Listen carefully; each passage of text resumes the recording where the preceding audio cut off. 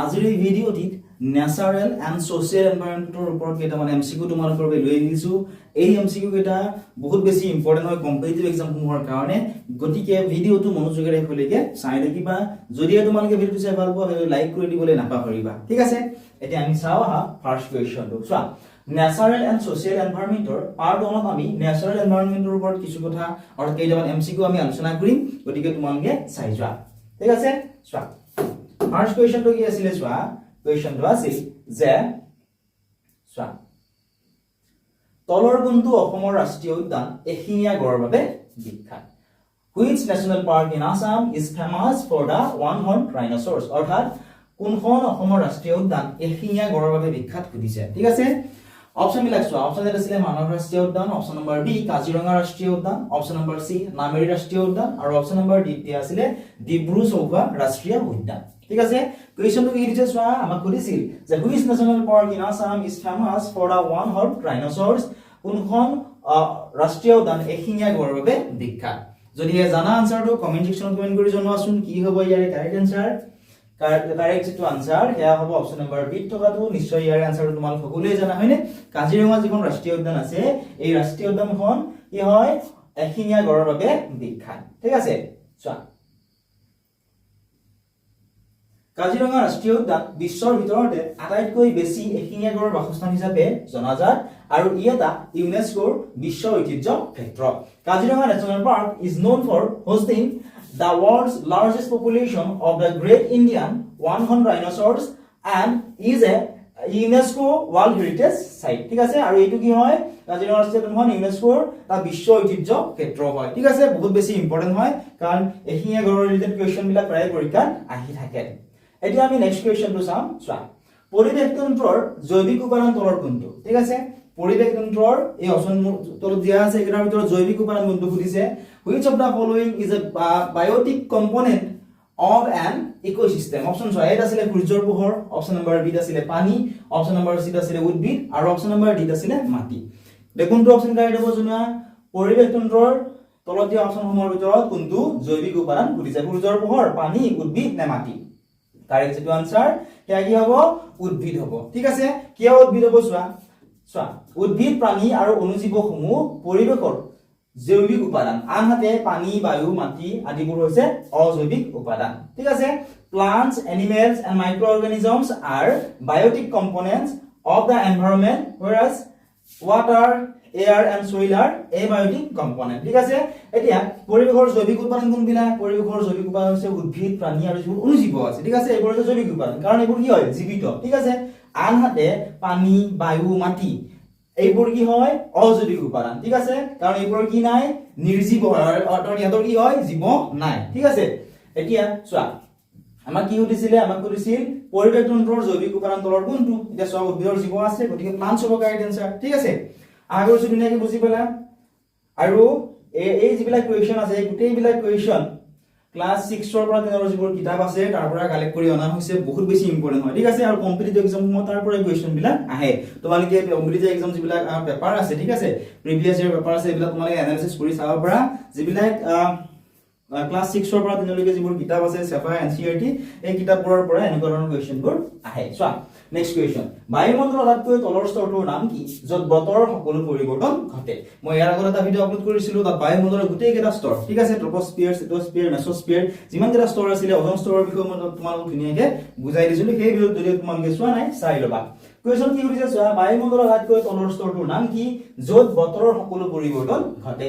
What is the lowest layer of the atmosphere where all weather changes occur? Option চোৱা, এত আছিলে স্ট্ৰেটোস্ফিয়াৰ, option number B চোৱা, option number B আছিলে ট্ৰপোস্ফিয়াৰ, option C চোৱা, option সি আছিলে মেসোস্ফিয়াৰ আৰু অপচন নম্বৰ ডি আছিলে থাৰ্মোস্ফিয়াৰ, ঠিক আছে।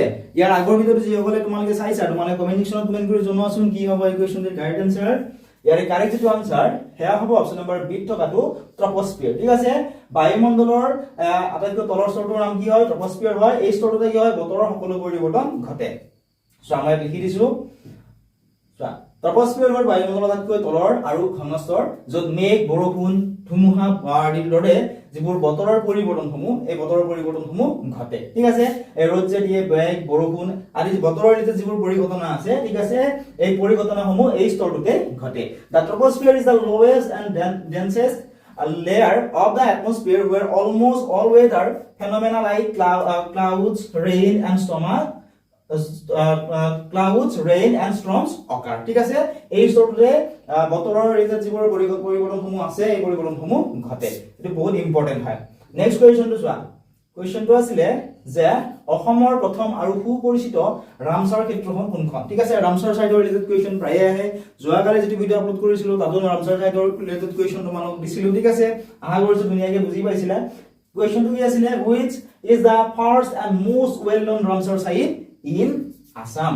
অপশন জয় আছিলে Chandubi Beel, option number B Deepor Beel, option সি খুন বিল আৰু অপশন নম্বৰ ডি আছিলে হাফলং হ্ৰদ। ঠিক আছে, হাফলং লেক। কোনটো অপশন কাৰেক্ট হ'ব জনা ইম্পৰ্টেন্ট কোৱেশ্চন হয়, কাৰণ ৰামসাৰ সাইটৰ ৰিলেটেড কোৱেশ্চন আহিয়ে থাকে। গতিকে অসমৰ প্ৰথম আৰু সুপৰিচিত ৰামসাৰ ক্ষেত্ৰ কোনখন হয়? দীপৰ বিল হয়। অপশন নম্বৰ বি টো কাৰেক্ট এনসাৰ হ'ব। ঠিক আছে, চোৱা। গুৱাহাটী মহানগৰীৰ ওচৰত অৱস্থিত দীপৰ বিল অসমৰ প্ৰথম আৰু অন্যতম গুৰুত্বপূৰ্ণ ৰামসাৰ ক্ষেত্ৰ। দীপৰ বিল located near Guwahati city is Assam's first and one of the most important Ramsar sites. ঠিক আছে, এটা দীপৰ বিল ক'ত অৱস্থিত? গুৱাহাটী মহানগৰীৰ ওচৰত দীপৰ বিল অৱস্থিত। এই দীপৰ বিল হৈছে অসমৰ প্ৰথম আৰু অন্যতম গুৰুত্বপূৰ্ণ ৰামসাৰ ক্ষেত্ৰ। ঠিক আছে, ৰামসাৰ সাইটৰ ৰিলেটেড কোৱেশ্চন আহি থাকে, গতিকে মই আৰু এবাৰ ৰিপিট কৰি গৈছো। এই কোৱেশ্চন তোমালোকে নোট কৰি ল'ব পাৰা। পৰীক্ষাত অহাৰ এই কোৱেশ্চনটো বহুত বেছি চান্স আছে। এতিয়া আমি চাম কোৱেশ্চন নম্বৰ 5। কোৱেশ্চনটো কি আছিল চোৱাচোন।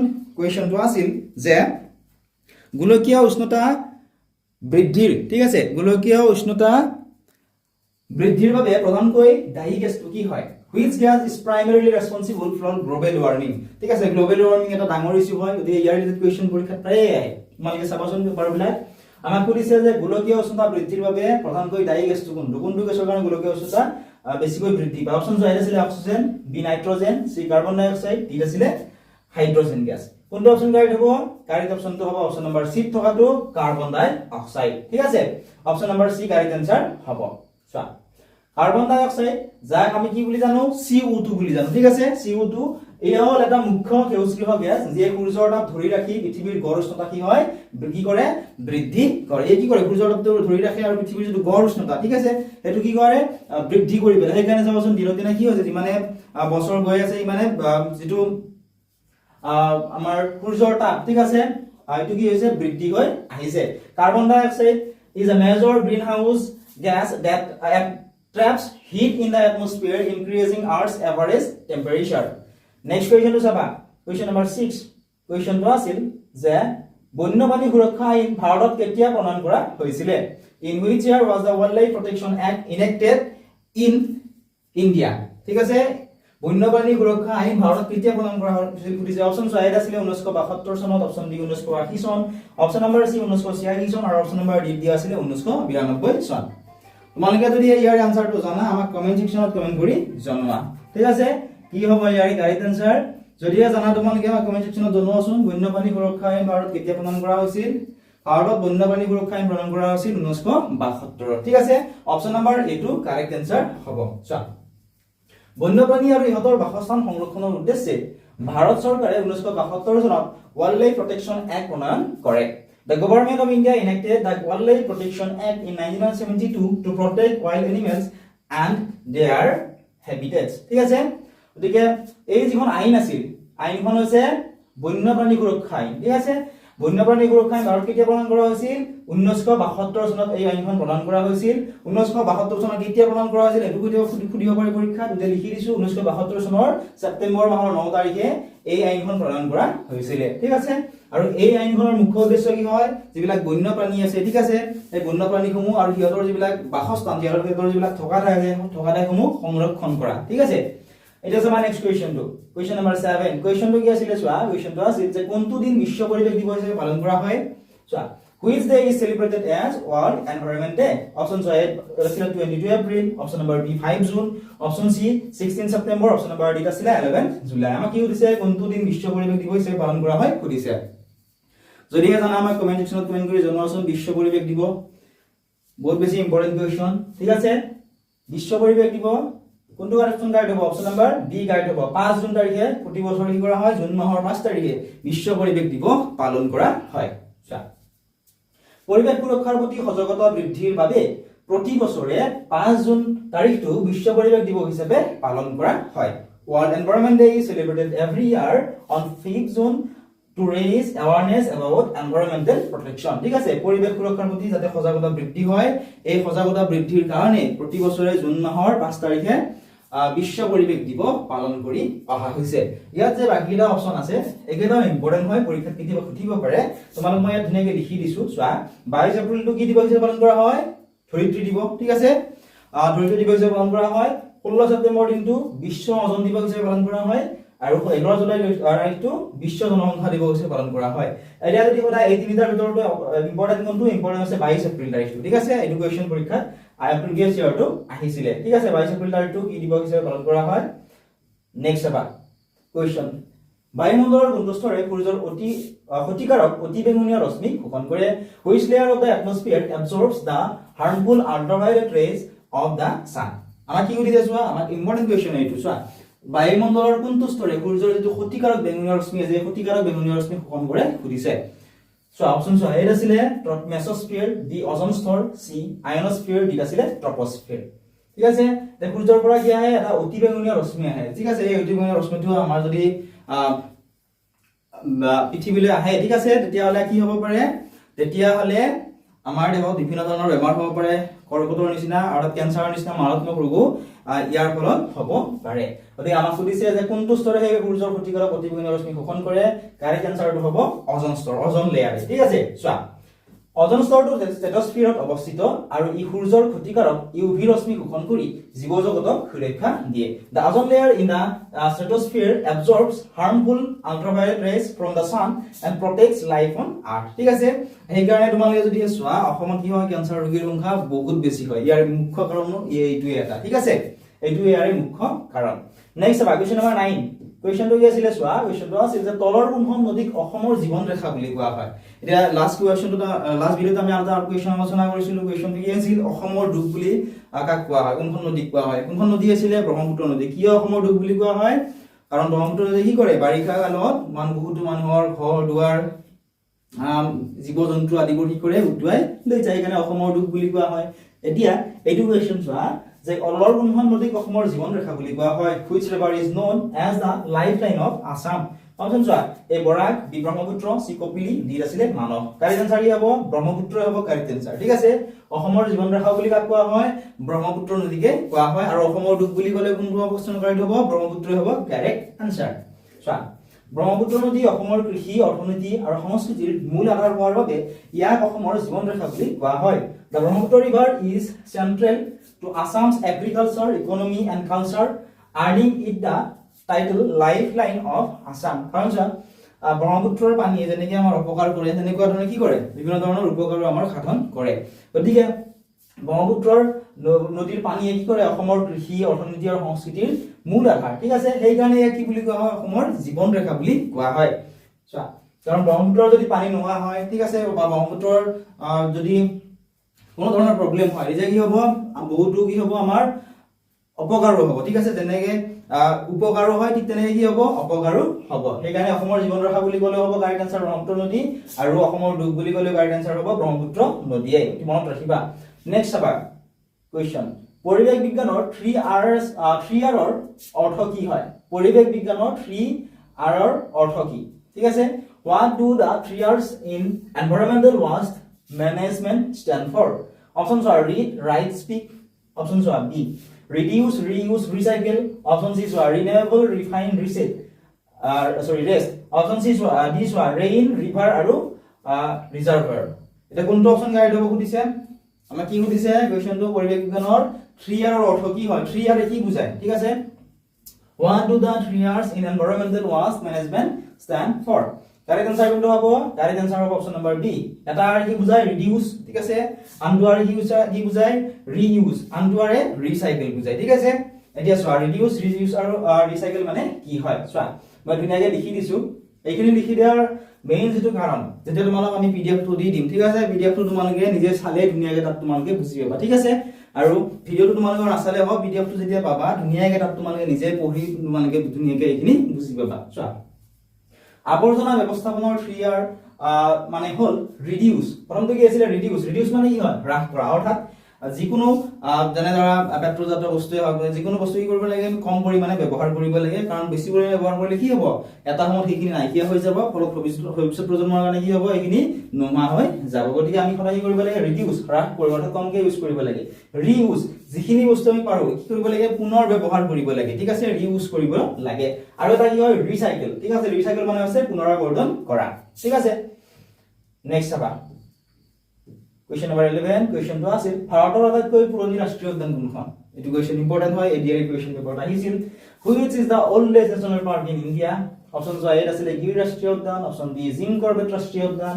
অপচন নম্বৰ সি কাজিৰঙা ৰাষ্ট্ৰীয় উদ্যান আৰু অপচন নম্বৰ ডি আছিল সুন্দৰবন ৰাষ্ট্ৰীয় উদ্যান ঠিক আছে কোনটো অপচন কাৰেক্ট হ'ব জনোৱা ভাৰতৰ আটাইতকৈ পুৰণি ৰাষ্ট্ৰীয় উদ্যান কোনখন সুধিছে which is the oldest national park in India important question ইকুৱেশনটিৰ কাৰেক্ট যেটো আনসাৰ এয়া হ'ব অপচন নম্বৰ ডি থকাটো চোৱা জিম কৰবেট ৰাষ্ট্ৰীয় উদ্যান হৈছে ভাৰতৰ আটাইতকৈ পুৰণি ৰাষ্ট্ৰীয় উদ্যান ঠিক আছে এতিয়া চোৱা এই কুৱেশনটো এনেকুৱা ধৰণে দিব পাৰে ঠিক আছে চোৱা যে নতুনকৈ কোনখনৰ নাম জিম কৰবেট ৰাষ্ট্ৰীয় উদ্যান বুলি ৰখা হৈছে এনেকুৱা ধৰণে কুৱেশনটো কেতিয়াবা দিয়ে চোৱা 1937 চনত উত্তৰাখণ্ডত হেইলি ৰাষ্ট্ৰীয় উদ্যান নামেৰে এই উদ্যানখন স্থাপন কৰা হৈছিল আৰু এই উদ্যানখনকে বৰ্তমান কি বুলি জনা যায় জিম কৰবেট ৰাষ্ট্ৰীয় উদ্যান বুলি জনা যায় চোৱা established in 1936 as Hailey National Park in Uttarakhand it is now known as Jim Corbett National Park ঠিক আছে অৰ্থাৎ ইয়াৰ নামটো কি কৰা হৈছে চেঞ্জ কৰা হৈছে ঠিক আছে এটা নেক্সট কোৱেশ্চনটো তোমালোকে চাবা কোৱেশ্চনটো কি আছিল চোৱা কোৱেশ্চনটো আছিল যে প্ৰাকৃতিক গেছৰ প্ৰধান উপাদান কি হয় what is the main component of natural gas প্ৰাকৃতিক গেছৰ কি হৈছে প্ৰধান উপাদান কি হয় সুধিছে অপচন বিলাক চোৱা এতিয়া অপচন নম্বৰ এ আছিল ইথেন বি মিথেন সি প্ৰপেন ডি আছিল বিউটেন কোনটো অপচন কাৰেক্ট হ'ব প্ৰাকৃতিক গেছৰ প্ৰধান উপাদান কি হয় সুধিছে যদি জানা কমেন্ট কৰি কমেন্ট সেকশনত জনোৱা প্ৰাকৃতিক গেছৰ প্ৰধান উপাদান কি হয় ইম্পৰ্টেন্ট কোৱেশ্চন হয় এটো প্ৰাকৃতিক গেছৰ প্ৰধান উপাদান হৈছে মিথেন অপচন নম্বৰ বি হ'ব ডাইৰেক্ট আনসাৰ ঠিক আছে সো প্ৰাকৃতিক গেছৰ প্ৰধান উপাদান কি হয় মিথেন আৰু মিথেনৰ ৰাসায়নিক সংকেত কি হয় CH4 ঠিক আছে মিথেনৰ ৰাসায়নিক সংকেত কি CH4 আৰু তোমালোকে এবাৰ পৰীক্ষাৰ কাৰণে ৰাসায়নিক সংকেতবোৰ চাই যাবা ঠিক আছে ৰাসায়নিক সংকেতৰ ৰিলেটেড কোৱেশ্চন এবাৰ অহাৰ বহুত বেছি চান্স আছে এটা কোৱেশ্চন আহিব পাৰে so methane is the primary component of natural gas next আবাৰ কোৱেশ্চন নম্বৰ 13 কোৱেশ্চনটো কি আছিল চোৱা পানীৰ প্ৰদূষণ জোখাৰ বাবে তলৰ কোনটো পৰীক্ষা কৰা হয় which of the following parameters is tested to check water pollution অর্থাৎ পানী প্ৰদূষণ জোখাৰ বাবে কোনটো পৰীক্ষা কৰা হয় পানী প্ৰদূষণ ঠিক আছে পানী প্ৰদূষণ কি কাৰণ হ'ব পাৰে বিভিন্ন কাৰণত পানী প্ৰদূষণ হ'ব পাৰে যেনে পানীত যদি আমি কাৰ্বনৰ যিবোৰ আৱৰ্জনা আছে এইবোৰ পেলাও ঠিক আছে বা যদি যেনে আমি খেতি বাতি কৰিলে কি কৰো সাৰ প্ৰয়োগ কৰো সেই সাৰ কি হয় মাটি দৰা দিয়াৰ লগে পানীটো পৰে ফলত কি হয় পানী প্ৰদূষণ হয় এনেকুৱা বিভিন্ন কাৰণত পানী প্ৰদূষণ হ'ব পাৰে গতিকে এই পানী প্ৰদূষণ জোখাৰ বাবে কোনটো পৰীক্ষা কৰা হ'ব হয় সুধিছে অপচন এ চোৱা BOD ফুল ফৰ্মটো হৈছে biochemical oxygen demand option C B আছিল pH ভ্যালু অপচন সি আছিল ডিসলভ অক্সিজেন আৰু অপচন নম্বৰ ডি আছে অল অফ দা এবভ ওপৰ আটাইকেইটা এতিয়া পৰীক্ষা এটা বস্তু মন কৰিবা যিকেইটা অপচনত all of the above থাকে এটা হাইলি চান্স থাকে সেই অপচনটো কাৰেক্ট হোৱাৰ ঠিক আছে পৰীক্ষাটো তোমালোকে চাবা পেপাৰ বিলাক এনালাইসিস কৰিবা যিকেইটা অপচনত all of the above থাকে প্ৰায় সেই অপচনটোৱে কাৰেক্ট হোৱাৰ চান্স থাকে ঠিক আছে গতিকে ইয়াৰ কাৰেক্ট আনসাৰ কি হ'ব কাৰেক্ট আনসাৰটো হ'ব পানী প্ৰদূষণ জোখাৰ বাবে ওপৰৰ আটাইকেইটা কি কৰা হয় টেষ্ট কৰা হয় চোৱা BOD pH আৰু ডিসলভ অক্সিজেন ঠিক আছে পানীৰ গুণগত মান আৰু প্ৰদূষণৰ মাত্ৰা নিৰ্ধাৰণৰ বাবে ব্যৱহাৰ কৰা হয় BOD মানে কি হয় চোৱা BOD মানে হৈছে বায়োকেমিকেল অক্সিজেন ডিমান্ড pH মানে আছে pH ভ্যালু ঠিক আছে নেক্সট আবা কোৱেশ্চন নম্বৰ 14 কোৱেশ্চনটো কি আছিল চোৱা কোৱেশ্চনটো আছিল অসমৰ কোন জিলাত বিখ্যাত গৰম পানীৰ উৎস অৱস্থিত গৰম পানীৰ উৎস অসমৰ কোনখন জিলাত অৱস্থিত সুধিছে চোৱা in which district of Assam is the famous hot water spring located option চোৱা A Karbi Anglong B Dima Hasao C Golaghat option number D আছিল তিনিচুকীয়া কমেন্ট সেকশনত কমেন্ট কৰি জনোৱা কি হ'ব এই কোৱেশ্চনটিৰ কাৰেক্ট আনসাৰ অসমৰ কোনখন জিলাত গৰম পানীৰ উৎস অৱস্থিত এই কোৱেশ্চনটিৰ কাৰেক্ট যেটো আনসাৰ এয়া হ'ব অপচন নম্বৰ 8 থকাটো কাৰ্বি আংলং ঠিক আছে অসমৰ কাৰ্বি আংলং জিলাত গৰম পানীৰ উৎস অৱস্থিত চোৱা গৰম পানীৰ উৎস কাৰ্বি আংলং জিলাত অৱস্থিত আৰু ই অসমৰ এটা জনপ্ৰিয় প্ৰাকৃতিক গৰম পানীৰ উৎস The famous Gorambani hot spring is located in Karbi Anglong district and is a popular natural hot water source in Assam. Question number 15 চোৱা এতিয়া কোৱেশ্চনটো আছিল যে অম্ল বৰষুণ সৃষ্টি হোৱাৰ মূল কাৰণ কি What is the main causes of acid rain ঠিক আছে এচিড ৰেইন বা অম্ল বৰষুণ সৃষ্টি হোৱাৰ মূল কাৰণ কি অপচন এ চোৱা কাৰ্বন মনক্সাইড অপচন বি সালফাৰ ডাই অক্সাইড আৰু নাইট্ৰজেন ডাই অক্সাইড অপচন সি ধূলিকণা আৰু অপচন নম্বৰ ডি আছিলে এটো ওজন হৈ গ'ল এটো অসমে টাইপ কৰোতে ভুল হৈ এটো হ'ব লাগিছিল ওজন ঠিক আছে তোমালোকে ধৰাই লবা কেতিয়াবা দুই এটা ওয়াৰ্ড আমাৰ টাইপ কৰোতে ভুল হৈ যায় চোৱা এটো কি হ'ব লাগিছিল ওজন গ্যাস ঠিক আছে এতিয়া আমাক কৈছে এচিড ৰেইন সৃষ্টি হোৱাৰ মূল কাৰণ কি ঠিক আছে এচিড বৰষুণ সৃষ্টি হোৱাৰ মূল কাৰণ কি হয় কাৰেক্ট আনসাৰ কি হ'ব কাৰেক্ট আনসাৰ কি হ'ব অপচন নম্বৰ বি থকাটো সালফাৰ ডাই অক্সাইড আৰু নাইট্ৰজেন ডাই অক্সাইড চোৱা উদ্যোগ আৰু বাহনৰ পৰা নিৰ্গত SO2 আৰু NO বায়ুমণ্ডলৰ পানীৰ সৈতে বিক্ৰিয়া কৰি অম্ল বৰষুণৰ সৃষ্টি কৰে ঠিক আছে আৰু এই অম্ল বৰষুণ বা এচিড বৰষুণ সাধাৰণতে কোনবিলাক অঞ্চলত হয় যিবিলাক উদ্যোগিক অঞ্চলত আৰু যিবিলাক অঞ্চলত উদ্যোগ বিলাক বহুত বেছি পৰিমাণে আছে বা যিবিলাক অঞ্চলত প্ৰদূষণৰ সংখ্যা বাতটো বহুত বেছি হাই হয় ঠিক আছে য'ত গাড়ী মটৰ বহুত বেছি পৰিমাণে চলে ঠিক আছে তেনেকুৱা ধৰণৰ ঠাইবিলাকত বিশেষকৈ যিবিলাক ইণ্ডাষ্ট্ৰিয়েল এৰিয়া আছে ইণ্ডাষ্ট্ৰিয়েল এৰিয়াবিলাকতে এই অম্ল বৰষুণ বা এচিড ৰেইন হোৱা দেখিবলৈ পোৱা যায় আৰু এই এচিড ৰেইন হ'লে কি হয় যেতিয়া আমাৰ গাত পৰে আমাৰ ছালৰ বিভিন্ন ধৰণৰ বেমাৰ আজাৰ হ'ব পাৰে ঠিক আছে এতিয়া চাবা নেক্সট কোৱেশ্চনটো কোৱেশ্চন নম্বৰ 16 কোৱেশ্চনটো কি আছিল চোৱা কোৱেশ্চনটো আছিল যে ভাৰতৰ সৰ্ববৃহৎ নদীদ্বীপ মাজুলী কোনখন নদীৰ বুকুত অৱস্থিত আমি জানো অসমৰ নদীদ্বীপ কি হয় মাজুলী হয় এই মাজুলী নদীদ্বীপ কোনখন নদীৰ বুকুত অৱস্থিত সুধিছে Majuli the largest river island in India is located on which river options A Ganga B Brahmaputra C Sindhu D Godavari নিশ্চয় আনসাৰটো অপচন কেইটা চালে গম পাবা কি হয় কাৰণে কাৰণ চোৱা মাজুলী দ্বীপ ক'ত অৱস্থিত অসমত অৱস্থিত অসমতকৈ চোৱা কোনটো নদী আছে অসমৰ মেইন নদী কি হয় ব্ৰহ্মপুত্ৰ হয়নে গতিকে ব্ৰহ্মপুত্ৰ হ'ব correct answer option number D চোৱা মাজুলী ব্ৰহ্মপুত্ৰ নদীৰ বুকুত অৱস্থিত আৰু এই অসমীয়া বৈষ্ণৱ সংস্কৃতিৰ এক গুৰুত্বপূৰ্ণ কেন্দ্ৰ Majuli is situated in the Brahmaputra river and is an important center of Assamese Vaishnav culture. Question number 17 চোৱা এতিয়া কোৱেশ্চনটো আছিল যে তলৰ কোনটো নৱীকৰণযোগ্য শক্তিৰ উৎস which of the following is a renewable energy source option চোৱা এ আছিল কয়লা বি পেট্ৰলিয়াম সি সৌৰ শক্তি ডি ইউৰেনিয়াম এতিয়া চোৱা নৱীকৰণ আৰু অনৱীকৰণযোগ্য শক্তিনো কি হয় হেয়া জানিব লাগিব আমি নৱীকৰণযোগ্য সম্পদ কোনবিলাক যিবোৰ সম্পদ আমি বাৰে বাৰে ব্যৱহাৰ কৰি থাকিলেও শেষ হৈ নাযায় ঠিক আছে যিবোৰ সম্পদ আমি বাৰে বাৰে ব্যৱহাৰ কৰি থাকিলেও শেষ হৈ নাযায় তেনেবোৰ সম্পদক কি বুলি কোৱা হয় নৱীকৰণযোগ্য সম্পদ বুলি কোৱা হয় আৰু যিবোৰ সম্পদ বাৰে বাৰে ব্যৱহাৰ কৰি থাকিলে এটা সময়ত কি হ'ব পাৰে নোহোৱা হৈ যাব পাৰে তেনেকুৱা ধৰণৰ সম্পদবোৰক অনৱীকৰণযোগ্য সম্পদ বুলি কোৱা হয় উদাহৰণ হিচাপে চোৱা মই এটা কৈছো সূৰ্যৰ পোহৰ আমি যিমান ইচ্ছা সিমান ব্যৱহাৰ কৰিব পাৰো শেষ হৈ যাব জানো নাযায় গতিকে সূৰ্যৰ পোহৰ কি হ'ব নৱীকৰণযোগ্য শক্তিৰ উৎস হ'ব একেধৰণে কয়লা চোৱা কয়লা কি হ'ব কয়লা যদি আমি ব্যৱহাৰ কৰি থাকো বা পেট্ৰলিয়াম আদিবোৰ যদি ব্যৱহাৰ কৰি থাকো কি হ'ব এটা সময়ত সেইখিনি নোহোৱা হৈ যাব অৰ্থাৎ ভৱিষ্যত প্ৰজন্মৰ কাৰণে কি হ'ব এইখিনি নোহোৱা হ'ব গতিকে এতিয়া অপচন কেইটা চোৱা আৰু কোনটো অপচন গাইড হ'ব জনোৱা তলৰ কোনটো নৱীকৰণযোগ্য শক্তিৰ